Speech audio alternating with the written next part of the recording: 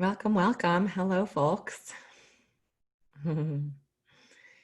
Hope you're having good Wednesdays wherever in the world you may be.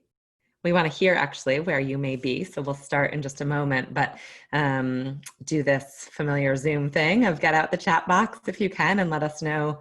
Looks like everyone has your name as your name. If you don't, tell us your name. Tell us geographically where you're from or where you are right in this moment. And then one word, something you're grateful for right now. It's been a minute, so I think it's really helpful, even if it's just, a warm coffee or beautiful fall foliage or a loving colleague or a new puppy, whatever it might be.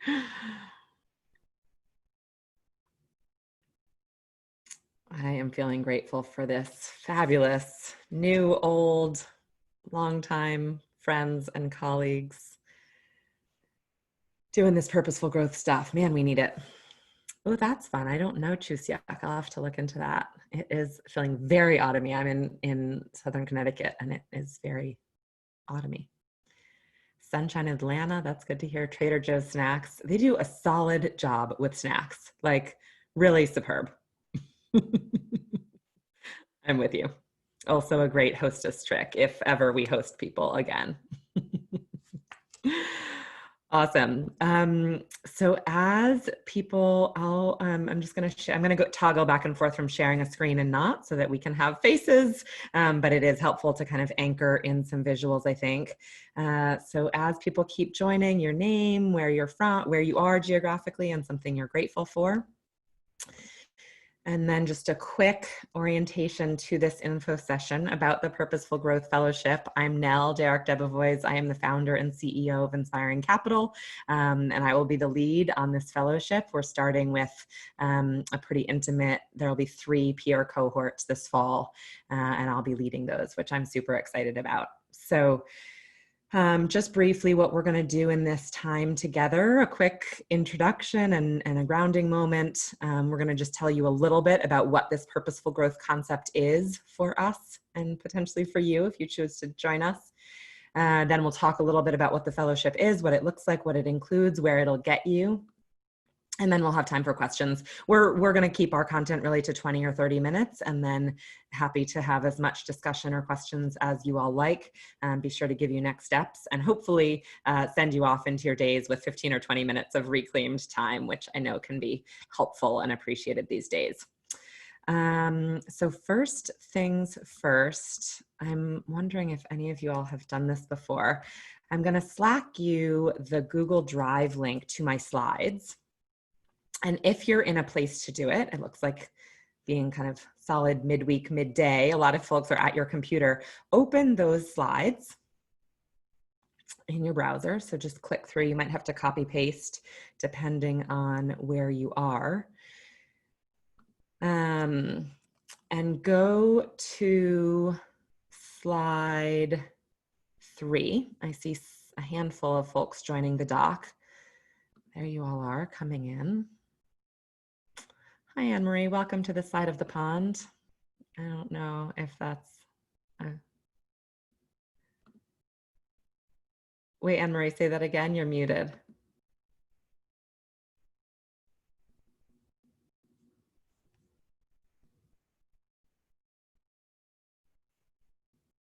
Oh, I'm sorry, Anne-Marie. I don't know why we can't hear you. It might be a webinar setting.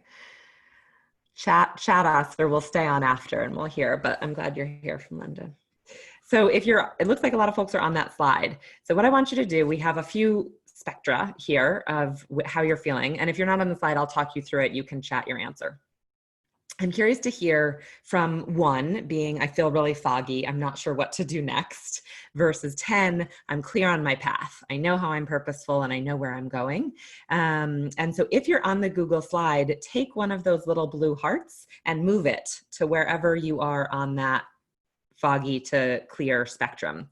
If you're not in the Google Doc, just chat in. It's slide number 3.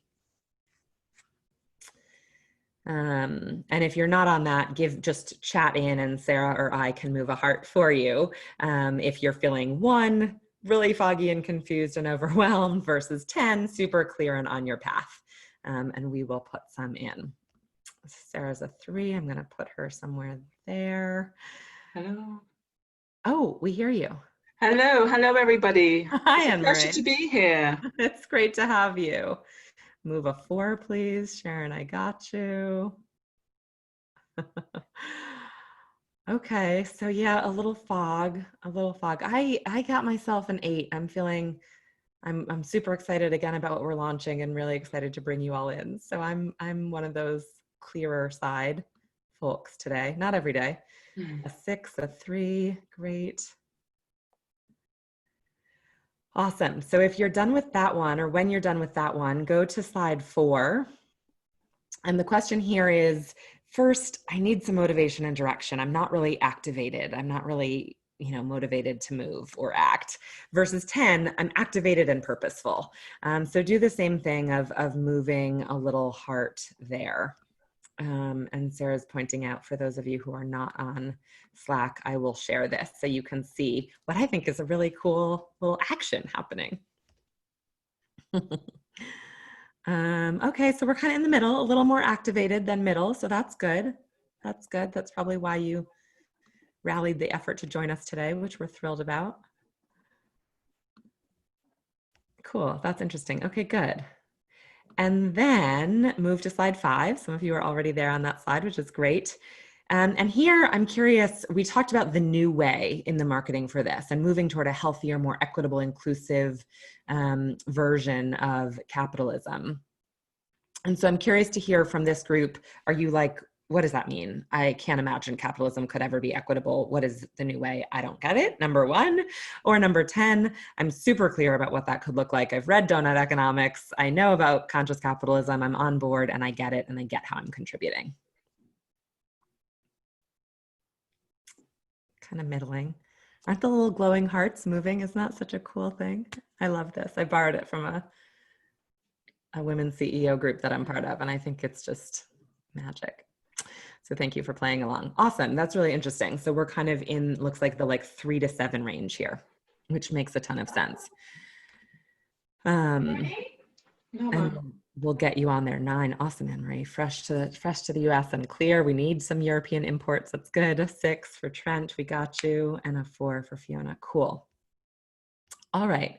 Awesome. Well, feel free to play with that after. You have the link now and you'll get it again in our follow-up email. So if you were not able to play along, you will be able to add your heart later, or at least to see everyone else's hearts and what group you were in. Cool. So with that, we have about half of the people we were expecting, which is about what we expect every time, knowing that conflicts come up and they'll watch later. And so with that, I'm going to pass it over to my fantabulous colleague, Sarah Daniels, who will lead us in a quick moment of grounding.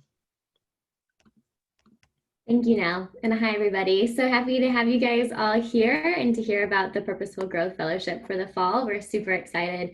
I help run a lot of the fellowship logistics and set everyone up for what they need. So again, just welcome.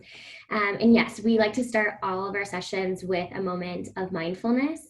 Sometimes it's a visualization, sometimes it's just a meditation together. And so we are going to do that now. And this one is going to be about what calling in purposeful growth. So that's the topic of this one. And so in order to do that, you can keep your videos on. We're going to get into our meditative posture first. And so we're going to put our feet flat on the floor. And then we are going to have a nice straight spine, rolling our shoulders down and back. And then we're going to place your hands in the lap, close your eyes, and then tuck your chin into the chest ever so slightly. And just start to breathe in here. In and out through the nose, filling up the belly with air, and then squeezing all that air back out.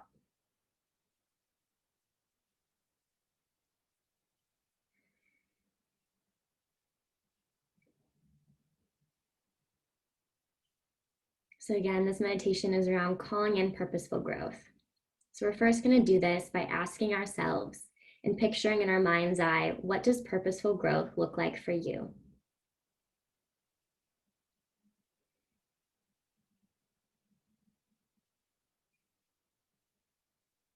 In your mind's eye, what are you doing? Who else is with you? What's the feeling of the setting and what's going on?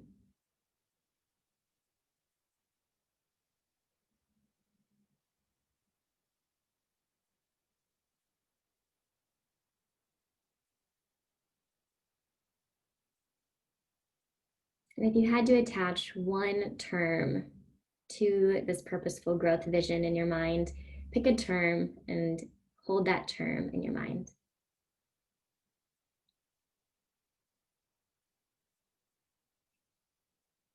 And then next, ask yourself, what is blocking me from purposeful growth? Maybe picture a setting or something that's happened, but try to make sure that it's internal, so not external, not someone else. Challenge your thinking. What is it inside of you that is stopping you from purposeful growth?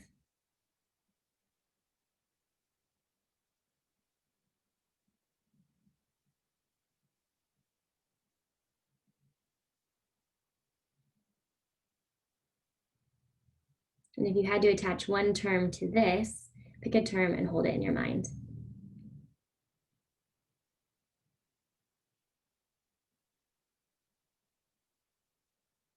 Now we're going to finish with 5 cycles of breath, inhaling, I am, and then that purposeful growth word that you chose. Inhale there. So I am inspiring, or I am activating, I am energetic, whatever you picked for that first term. And then exhale, I release, that second term. And follow with this breath.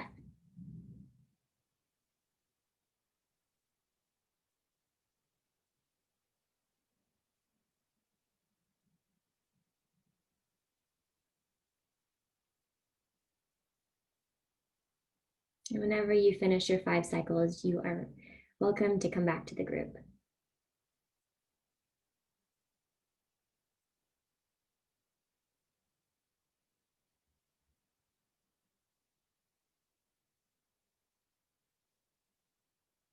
And as people start to come back, thank you guys for having this mindfulness moment with us.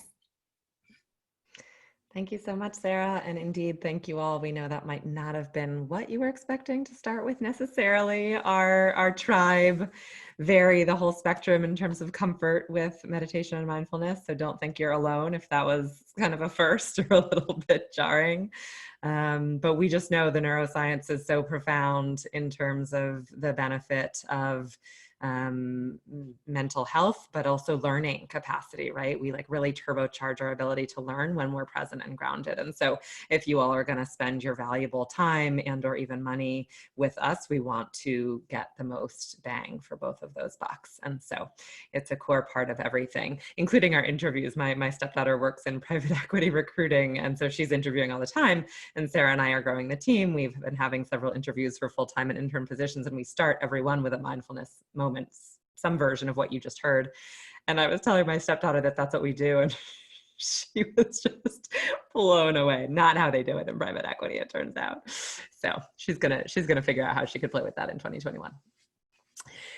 So now we'll dive in. I again want to share a little bit about kind of why we're launching this now, why we're excited for folks to get involved, and then what is purposeful growth as promised, at least a quick orientation.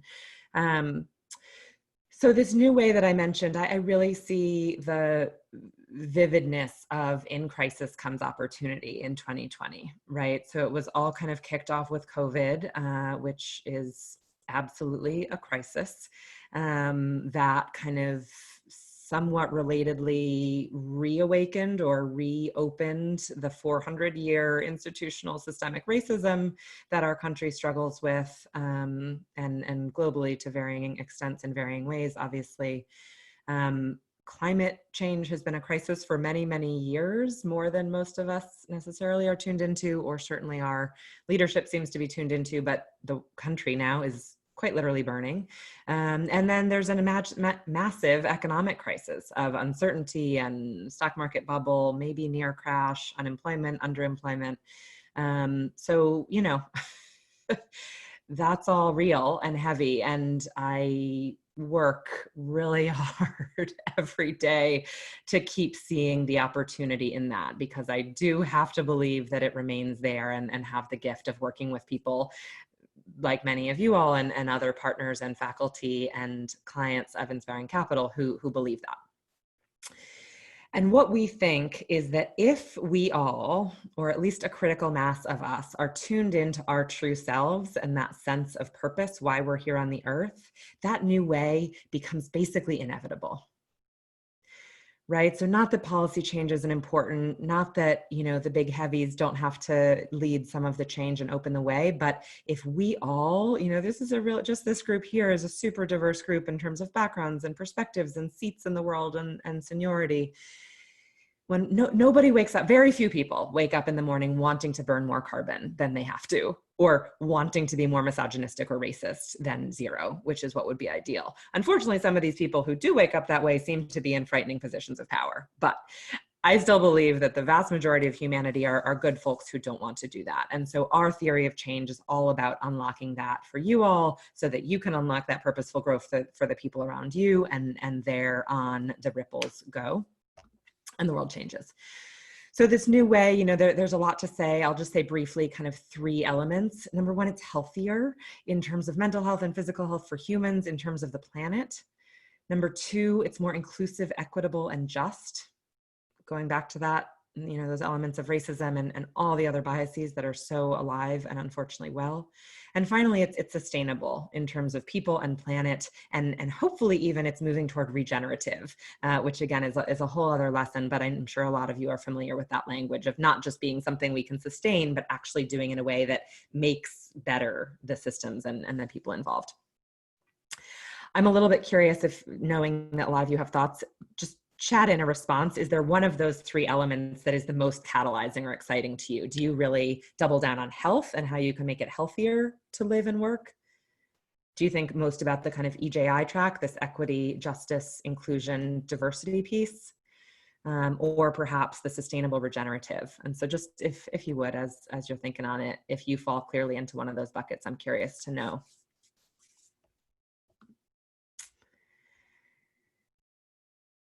So as you type that in, I'll say, EJ, yeah.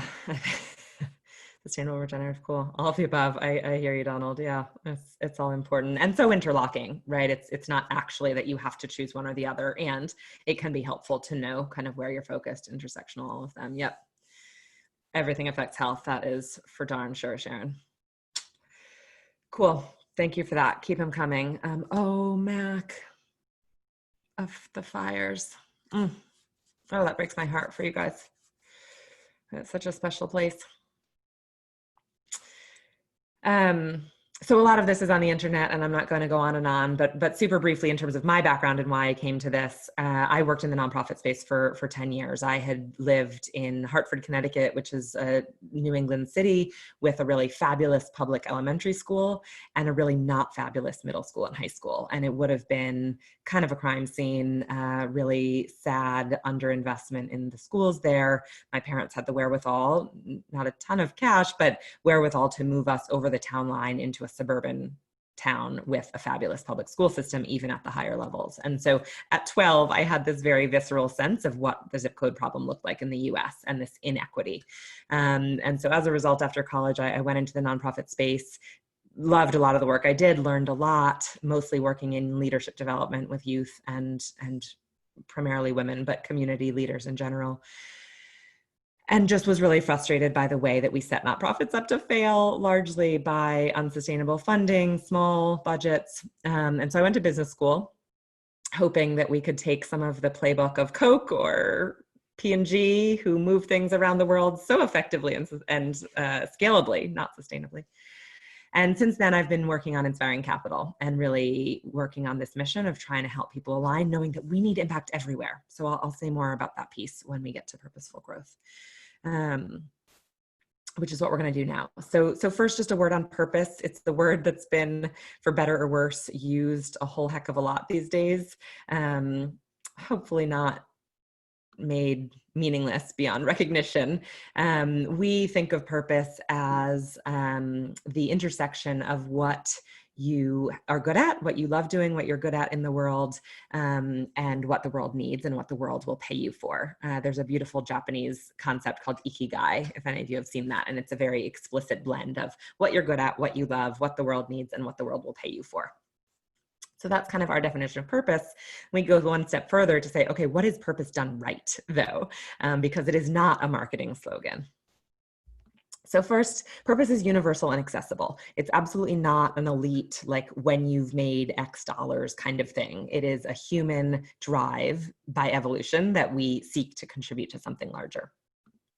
Second, it's unique to you, right? There aren't 3 buckets of purpose that you can say, oh, I'm a blue or I'm a red, right? There are 7.8 billion purpose statements out there in the world waiting to be claimed and activated.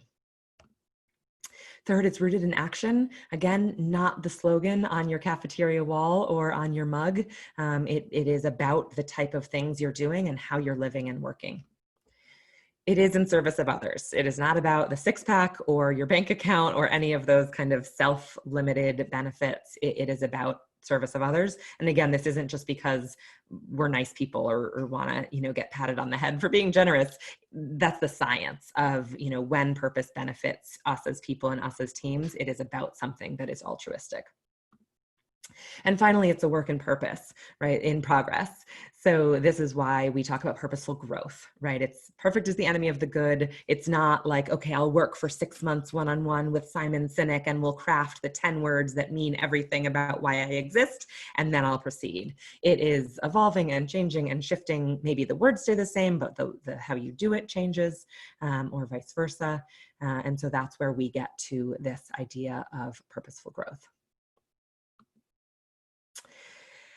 This is the next element of our kind of unique tools and framework that we're really excited to be making available to people just to start mapping what you're doing. Again, I think purpose has gotten really overused and kind of foggy, and so we think it's really useful to just get specific and concrete. So the first point to say here is that we believe in a spectrum of impact. And the idea is that the not-for-profit space cannot do this work on their own. We need the public sector, at that government side on the left. We need nonprofits 100%. They do really important work, but we also need for-profits, whether they're social enterprises, certified B Corps, or whether they're more traditional for-profit companies. We need everybody on board. And what that means for professionals is that you can work in any of these entities and truly connect to a sense of purpose and impact. And so this is a populated spectrum of impact just to make it real for folks. Obviously, there's a million government agencies. We work with the National Park Service and love them. Obviously, I'm not trying to suggest that all of these companies are managing to have fabulous positive impact right now or couldn't do anything better, but just giving you a sense of the kind of players that are out there that in some cases are doing some really great work and in other cases could be very powerful if we pulled them further down the road toward impact.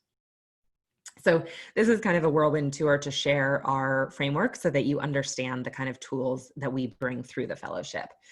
So spectrum of impact is the first, and then the second is the spheres of impact in this My Why diagram. And so I'll take you through actually an example of my own life and work and where I think about my purpose and the ways that I have impact. And so these lightning bolts are some of those examples. If you look on the top left, I think about, the money sphere is what we buy, what we donate to, and what we invest in. And so as an early stage entrepreneur, frankly, my budget is not massive, right? I'm not making huge seed investments or, name granting donations, but I am really committed to regular recurring monthly donations to a few kind of baseline causes like Equal Justice Initiative and Planned Parenthood, as well as more one-off opportunistic donations. The second, just to the right of that, is the money in social enterprise. I think a lot about what I and my family buy and buy from B Corps, right? We buy 7th generation paper towels, not Bounty. And just making even those small choices can be a really powerful way to align your wallet with what you care about. Right in the middle there, we each have impact potential in our spheres and in our job rather, and through our employer. So your job is, what you're doing every day. And we always point out, we can't eliminate the wage gap without accountants, right? So accounting is not necessarily the most warm, fuzzy impact purpose job that we think about, but actually there's absolutely a path to have impact by accounting. And so for me, in my case, I am very lucky that my job and my employer are super aligned for me in my purpose statement in the world. And finally, we think it's super important to think about your impact on this below the fold personal level, right? And so what are you doing about your own self and your own well-being? Because if you're not taking care of that, you're not ultimately having a sustainable impact on anyone, right? It's super important to put your own oxygen mask first before trying to help anybody else on the plane, as they say. And I'm very keen about paying forward my insights and learnings and practices for my own mental, physical, spiritual well-being to my friends and family. Whether they love that or not varies on the person. But that's another way that I find a lot of satisfaction and impact and purpose in my life. So I'm going to stop the share for a minute, and I'm curious to do another finger poll. So on a scale of 1, let's say, to like really not checked into purpose, please, please, please help, up to 10, think about it every day. I am purposeful and crushing it. Give us a finger vote or a chat number vote of 1. Okay, a 7, cool. Right away. Another 7, 6, yeah. 7s, 5s, 6s, 8s, cool. Yeah, so same like the new way, 7, we're kind of in that middle of the road reality, which makes sense. And so now give me a thumbs up or a thumbs down, or you can type up, or if you can find emoji quickly enough in the chat box, a thumbs up. I feel more purposeful since March 2020, since the world has most obviously crumbled around us, versus less, I'm kind of freaking out. A lot of thumbs ups. Oh yeah, you can use the Zoom thumbs up. Nice tech integration, Liam. Anne Marie's down. I don't know if it's Jersey or COVID, but sorry. Up. Yeah, wow. That's incredible. I hear that. And that's mostly what we're seeing, is that it's been a little bit of a shock to all of our systems. And we're like, oh, okay, this really matters. This is not a nice to have. I need to get on it. So cool. You're in good company. Fantastic. So the last thing I want to share before we start talking more concretely about some of our fellows is the benefits of doing this all, right? Again, none of this is like, oh, we're just good people going for, quick admission to the pearly gates or whatever comes next. It is very much pragmatic and instrumental good for us on 3 levels. And so all of the work that we're doing in the fellowship is actually broken into these modules of me and we and world.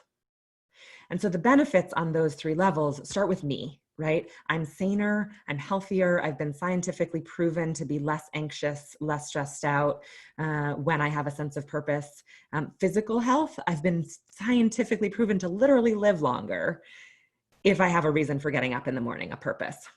Right. And again, the science here is super robust. If anybody's curious to have these, I know most of the group is probably, we're preaching to the converted, but it can be helpful to have some of that scientific evidence for those skeptical uncles or managers or investors. So that's the self. And there's also a motivation and clarity piece, right? I know for me on these mornings after these news cycles, it can be really hard to get up out of bed. And then I remember what this is about, right? And that's super catalyzing to stay focused. On the we level, anecdotally and scientifically, we're seeing some really interesting stuff, even just in these 6 months of COVID. So I did a bunch of interviews and an article for Forbes about what this was doing for purpose-driven companies. So the first thing is innovation. The creativity that has been driven by this sense of purpose and what we're trying to get to, despite massive challenge, is just unbelievable, right? It's so, for example, Lisa, the mattress company, they're a certified B Corp, and they reduced their time to market. They released 2 new products since COVID. One specifically for hospitals that they donated, specially built for people in respiratory distress, and then a commercial product that was in their pipeline anyway before all of this.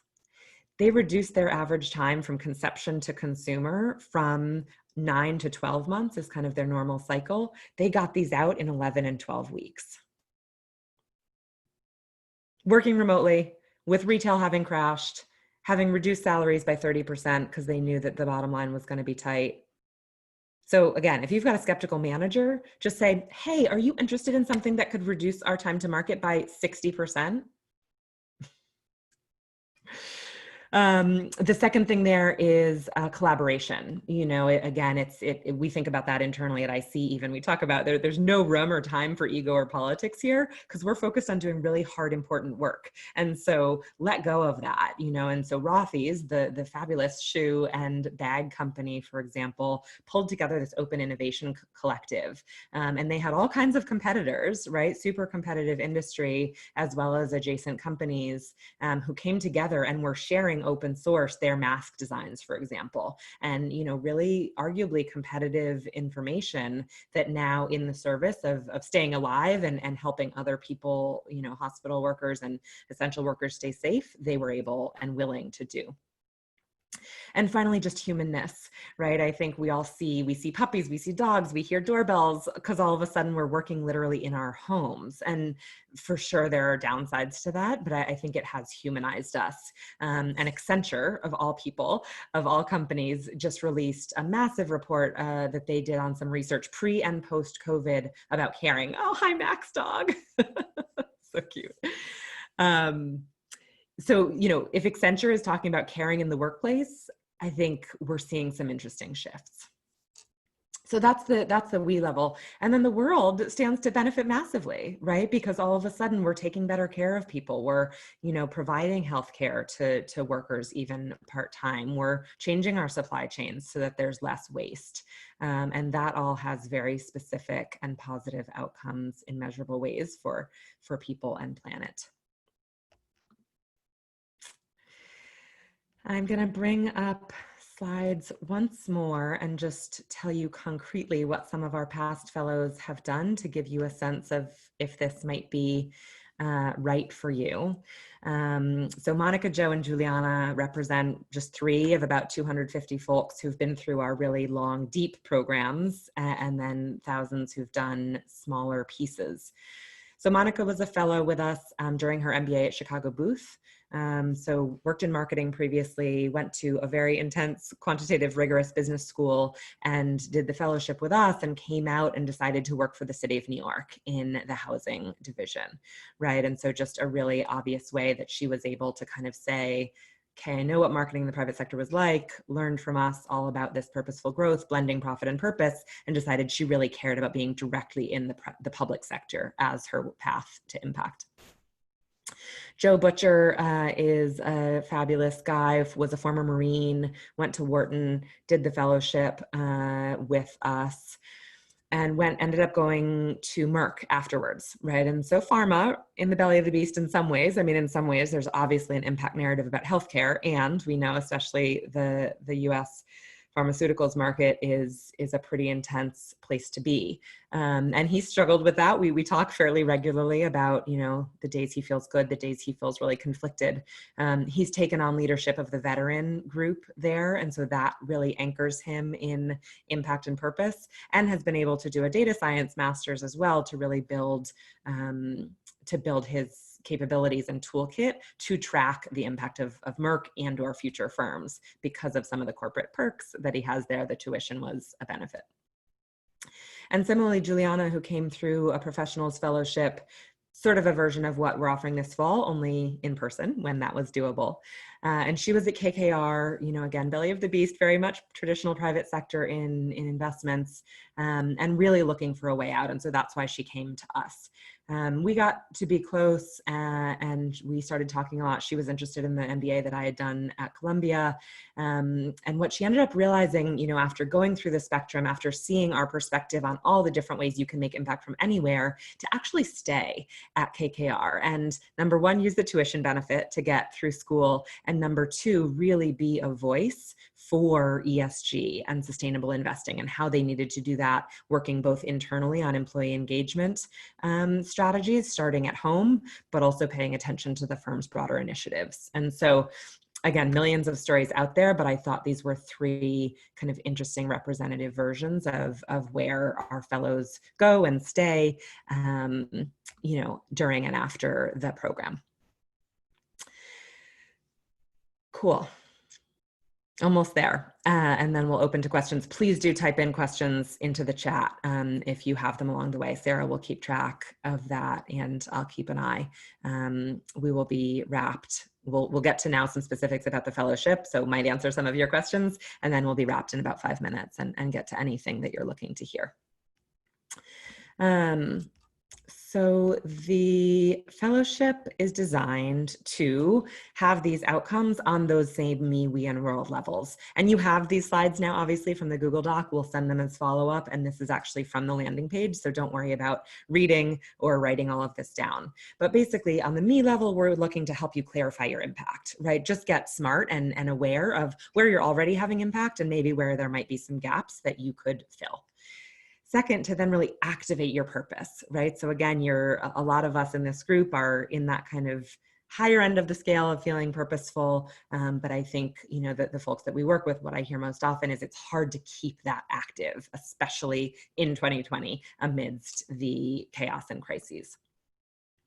And then finally, really get more specific about understanding of this new way and what your role is in it, so that you can, feel good about not trying to or wanting to fix everything. There's a lot that could be fixed, but just really understanding what is possible. There's such a dominant narrative still, and our systems teach us about extractive, misogynistic, in some cases, many cases, racist capitalism. Turns out there are other ways to do capitalism and to do business and to live our lives. And so we take it very seriously as our work to just help popularize all the other ways that are out there so that it becomes possible. And just one voice from a fellow who came through just over the summer in a very, very similar version. That was what kind of inspired us to launch this fully online one, realizing that we could do it and create a sense of community and purposefulness for folks like Iman. So that is a word. He also is on the website that you can see. And with that, I think I will turn it over to Sarah to give you a little more of the details. Awesome. Thanks, Nell. And yeah, start to fill in the chat, like Nell said, with any questions. We will be answering any of those. So what's next is around with funding. We have some options to help you secure funding. There's a few different options to join the fellowship. So the first one is, we would like it if your employer or if you're a student, your school would sponsor and pay a fee for you to attend the fellowship. And the way that we go about that is we have an employer support template that will help you ask and represent the fellowship to others, to present the fellowship to others. And so we have that already as a resource. So we will be sharing that after the webinar today. There's also a pay what you can option with an application. So the application is linked in these slides, and you can just fill it out if you would like to choose what you pay. If your employer does not have training and development dollars, or your school is not an option as well. And students do pay a $202, which is much less. I think it's valued at $2,020. We're playing on the 2020, if you can't tell. And then the next options for enrolling and diving in, there is an extra discount right now, so doubling what is our early bird special, which is $202 off. We're doubling that if you use that code there on our Thinkific page. And so we will, the fellowship website at the very bottom on that slide has the link to that fellowship page. So you can just type in that code to get the extra double early bird special price off. And then also exploring the pre-work.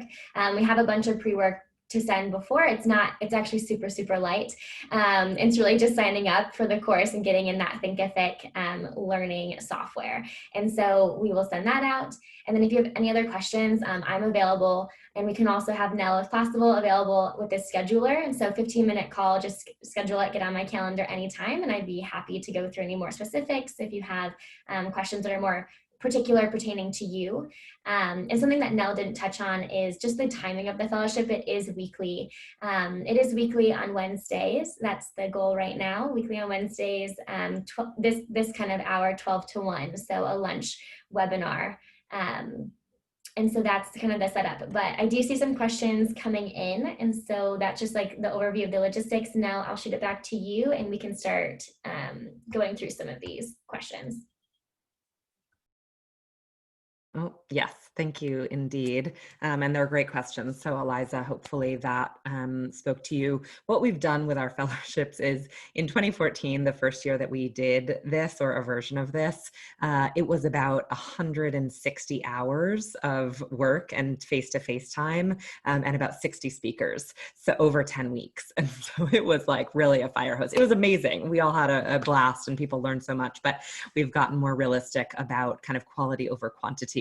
And so the benefit for folks coming through now is that we've really streamlined the core elements and ideas and activities that we want people to go through to see that behavior change and that feeling of clarity, activation, and being part of this new way and contributing to it.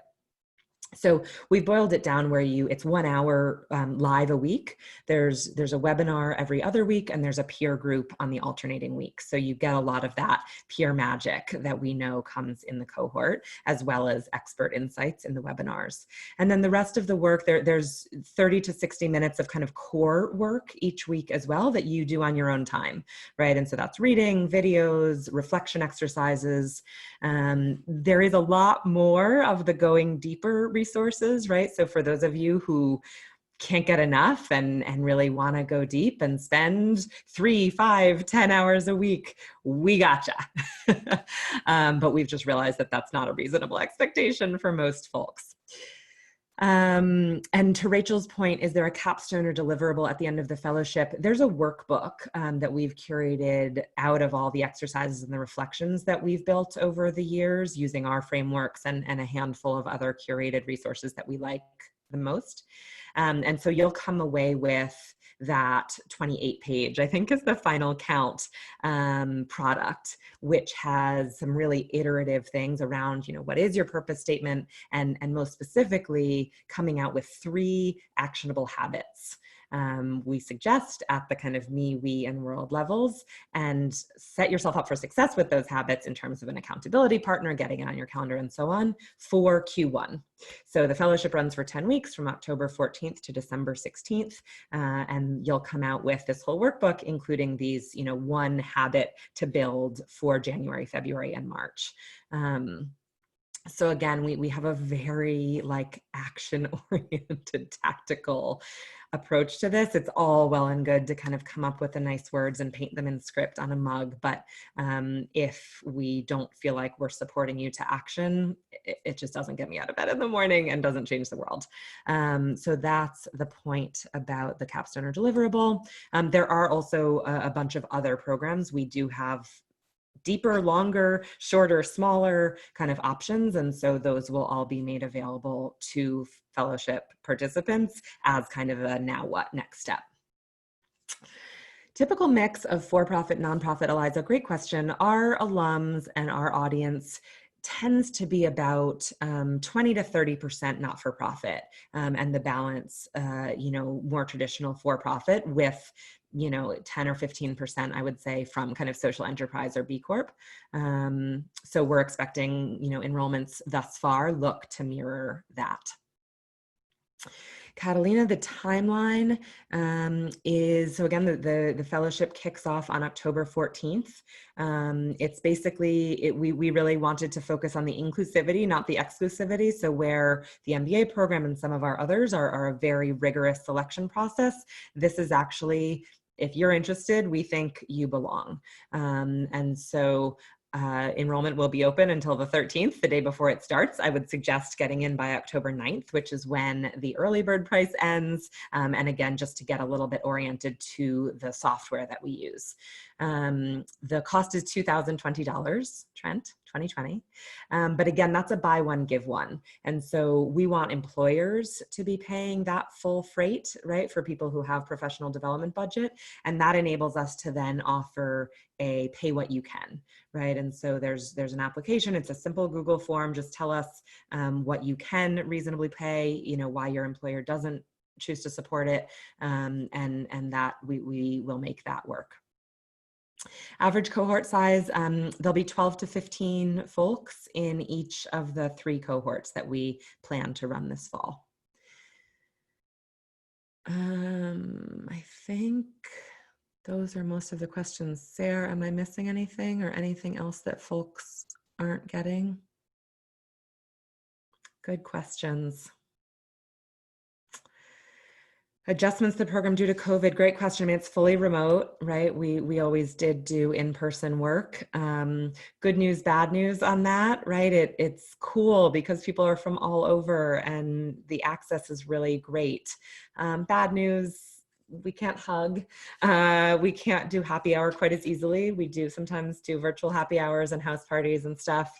But it's different not being able to kind of spend all day. We've gotten smarter for sure. Sarah and I have thought a lot about that. And so we do have some cool, unique ways to create the bonds between the cohort, even without meeting. And Eliza, yes, there's a really robust peer network. So again, the Inspiring Capital alum community, which you would join, is about 250 people all over the world in all kinds of industries at all kinds of stages of their lives. And so we have a Slack community that you would be on even during the fellowship to be in touch with other fellows real time, but also going on with alums. Ditto LinkedIn. There's a LinkedIn recognition. We can arrange a certificate if you want. We haven't found that to be as powerful as an actual education experience of being an Inspiring Capital alum, which provides awesome credibility, right? If you're looking to transition or to do more in this business as a force for good space, our fellowship is definitely recognized in that world as one of the longest standing and a really good one. You can absolutely access from smartphone or tablet, Sharon. Thinkific is quite fine from what I've seen. That's our learning management system, and it's quite fine on mobile or tablet. So you can definitely do it there, and then Zoom, obviously, just like you are today. Michael, great question. What do you envision for the growth of Inspiring Capital going forward? Yahoo! World domination. Easy.